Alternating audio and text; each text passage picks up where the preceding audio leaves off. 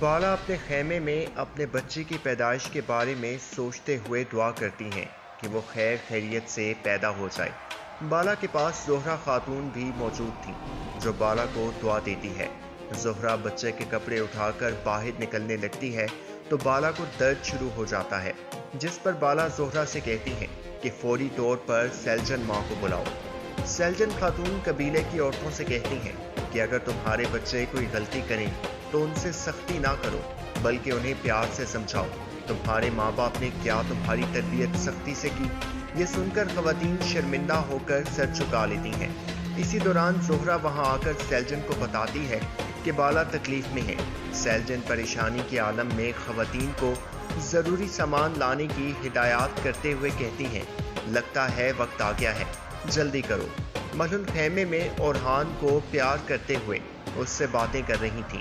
मलहुन कहती हैं, माशाअल्लाह, तुम तेज़ी से बड़े होते जा रहे हो। बड़े होकर तुम भी अपने बाबा जैसे बहादुर सरदार बनोगे और अपने बाबा के शाना बशाना लड़ोगे। इसी दौरान आइगुल भी खेमे में दाखिल होती है। आइगुल को कुछ परेशान देखकर मलहुन पूछती हैं, खैर हो, सब ठीक तो है ना? तुम परेशान लग रही हो। आइगुल कहती है, हाँ सब ठीक है, बस बाला को अचानक दर्द शुरू हो गया। लगता है उसके बच्चे की पैदाइश का वक्त आन पहुंचा है। मलहुन तशवीश से कहती हैं, अभी तो उसके बच्चे की पैदाइश में वक्त था। और फिर पुरजोश होकर ओरहान से कहती हैं, लगता है तुम्हारा भाई या बहन आने वाली है, चलो बाला के पास चलते हैं।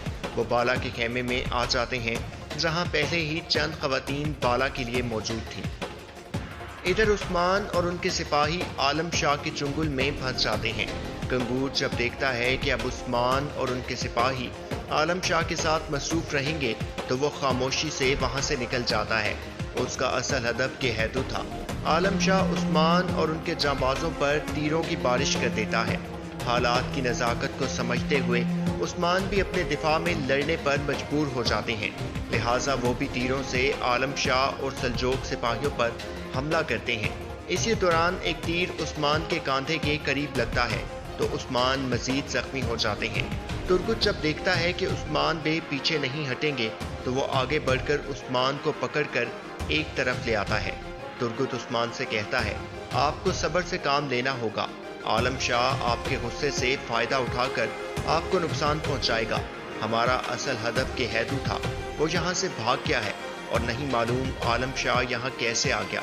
जार कुताई बुरी तरह जख्मी था।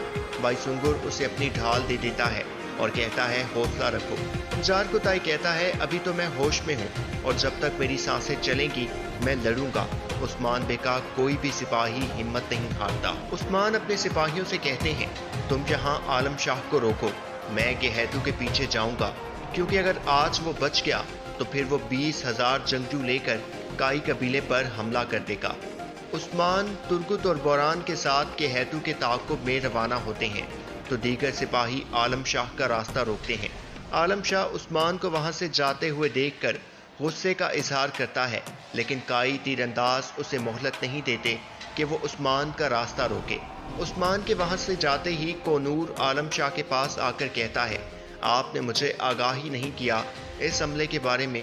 आलम शाह कहता है, अब तो तुम्हें पता चल गया ना, अब जाओ और उस्मान को जिंदा या मुर्दा मेरे पास लाओ।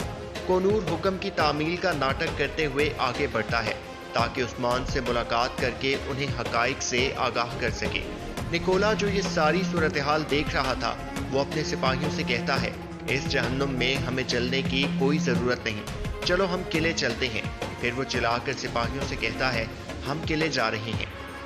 इसी दौरान वहाँ आरबे नामी एक सल्जोक सिपाही आकर आलम शाह से कहता है, मुझे कूनिया में जो ही खबर मिली मैं आपके लिए चला आया। आलम शाह कहता है, तुम्हारे लिए अहम फरीज़ा है, तुम कोनूर का पीछा करो। आरबे हैरत से पूछता है, क्या कोनूर पर आपको शक है? आलम शाह कहता है, हाँ, मुझे लगता है कोनूर उस्मान का साथी बन गया है, तुम उस पर नज़र रखो और अगर तुम्हें ज़रा सा भी शक हो तो कोनूर का सर कलम कर देना।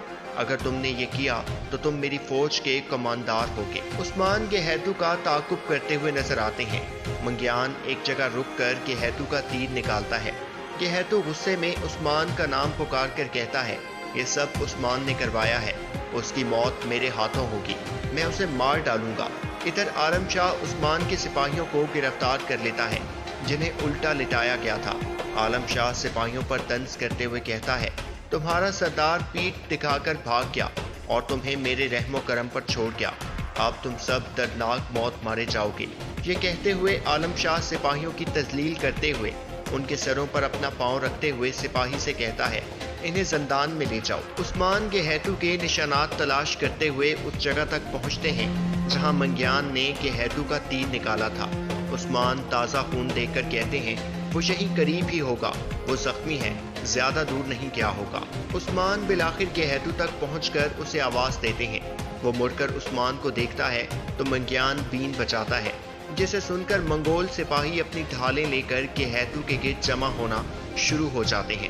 عثمان کے سپاہی منگولوں پر تیر برسانا شروع کرتے ہیں اور جب تیر کم رہ جاتے ہیں تو ایک منگول عثمان پر حملہ کرنے کے لیے آگے بڑھتا ہے، جسے عثمان جہنم واصل کر دیتے ہیں۔ منگول سمجھ جاتے ہیں کہ عثمان کا مقابلہ کرنا آسان نہیں ہوگا۔ دو مزید منگول سپاہی حملہ کرنے کے لیے آگے آتے ہیں تو ترگت اور بوران بھی انہیں آڑے ہاتھوں لیتے ہیں۔ منگیان کو اندازہ ہوتا ہے کہ ان کے سپاہی جلد مارے جائیں گے تو وہ گہیتو سے پیچھے ہٹنے کو کہتا ہے۔ گینجا بھی بہادری سے لڑتے ہوئے نظر آتا ہے، جو کبھی تلوار سے تو کبھی اپنے مضبوط ہاتھوں سے دشمن کا صفایا کرنے میں مصروف تھا۔ سیلجن اور ملہن بالا کے پاس موجود تھیں۔ سیلجن بالا سے کہتی ہیں، حوصلہ رکھو بیٹی، جلد تم بیٹے یا بیٹی کو جنم دو گی اور یہ خبر عثمان بے تک پہنچا دی جائے گی۔ ادھر چند منگول سپاہی ترگت کو گھیر کر تشدد کا نشانہ بنانا شروع کرتے ہیں۔ ترگت اپنی تلوار سے انہیں روکنے میں مصروف تھا۔ جب گینجا یہ صورتحال دیکھتا ہے تو وہ آگے بڑھ کر ان منگولوں کو جہنم واصل کر دیتا ہے۔ ترگت بھی خود کو سنبھال کر قریب موجود چند منگولوں کو گرا کر ان کی گردنیں کاٹنی شروع کر دیتا ہے۔ بوران بھی لڑتے ہوئے آخری منگول سپاہی کو ختم کر دیتا ہے۔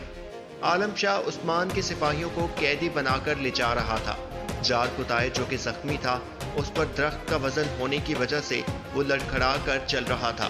بھائی سنگر اسے ہمت کرنے کو کہتے ہوئے دوران سے کہتا ہے، اس پر درخت کا زیادہ وزن نہ ڈالو، یہ پہلے ہی زخمی ہے۔ عالم شاہ اس صورتحال پر خوش نظر آتا ہے کیونکہ اپنے مخالفین کو تکلیف پہنچانا اس کے اولین مقاصد میں سے ایک ہے۔ آخر جنگل میں بنائے گئے عارضی قید خانے کے پاس انہیں روکا جاتا ہے اور جار کتائی کو دھکا دے کر اندر پھینکا جاتا ہے۔ جار کتائی میں کھڑے ہونے کی ہمت بھی نہیں تھی۔ بھائی سنگر اسے حوصلہ دیتے ہوئے کہتا ہے، بس تھوڑا صبر کرو میرے بھائی، یہ وقت بھی گزر جائے گا۔ پھر عثمان کے سپاہی عالم شاہ کو لان تان کرنے لگتے ہیں کہ ہم نے تم جیسا سپاک انسان نہیں دیکھا۔ عالم شاہ کہتا ہے، تم نے مجھے ٹھیک پہچانا، اب تمہیں اور عثمان کو پتہ چلے گا کہ سلجوق وزیر سے غداری کرنے کی سزا کتنی بری ہے۔ بھائی سنگر عالم شاہ سے کہتا ہے، جار کتائی کی حالت تشویشناک ہے، اس کے لیے کچھ کھانے پینے کو دو۔